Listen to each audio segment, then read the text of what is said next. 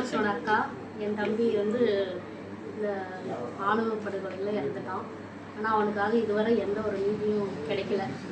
எங்கள் அப்பாவும் எங்கள் அம்மாவும் எவ்வளோ போராடினாங்க. ஆனால் இதுவரை யாருமே அதுக்கான முயற்சி கொலைன்னு தெரிஞ்சு அது வந்து சட்டப்படி எந்த அங்கீகாரமும் எதுவுமே கிடைக்கல. இதனால எங்கள் அப்பாவும் மறித்து போயிட்டார் இந்த கவலையினால். இனி அப்படிப்பட்ட ஆணவ கொலைகள் இந்த தமிழ்நாட்டிலையும் மற்ற உலக நாடுகளையும் நடக்காமல் இருக்கணும்.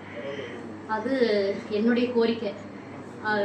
அந்த மாதிரி கலப்பு திருமணத்தை வந்து ஆதரிக்கணும் சட்டம். அவங்களுக்கு வந்து உதவி செய்யணும். அவங்க வந்து அதை தப்புன்னு செய்யலை. அவங்களுக்கு ஒருத்தருக்கு ஒருத்தர் விருப்பப்பட்டு தான் அது செய்கிறாங்க. ஏன் எல்லாத்தையும் அங்கீகரிக்கிற அரசாங்கம் இதை மாத்திரம் அங்கீகரிக்க மாட்டேங்குதுன்னு தெரியல. இனி இப்படிப்பட்ட ஆணவ கொலைகள் நடக்கக்கூடாது. இதை கட்சியாகவும் அரசியலாகவும் கொண்டு வருகிற அந்த அரசியல்வாதிகள் முதலாவது தண்டிக்கப்படணும். எங்கள் குடும்பம் போல எத்தனை குடும்பம் பாதிக்கப்பட்டிருக்குது. நாங்களாம் என் தம்பி இல்லாமல் எவ்வளவோ கஷ்டப்பட்டுட்டு இருக்கிறோம். எல்லாரும் இருக்காங்க, ஏதோ ஒரு இடத்துல என் தம்பி இருப்பானான்னு தேடிட்டு இருக்கிறோம்.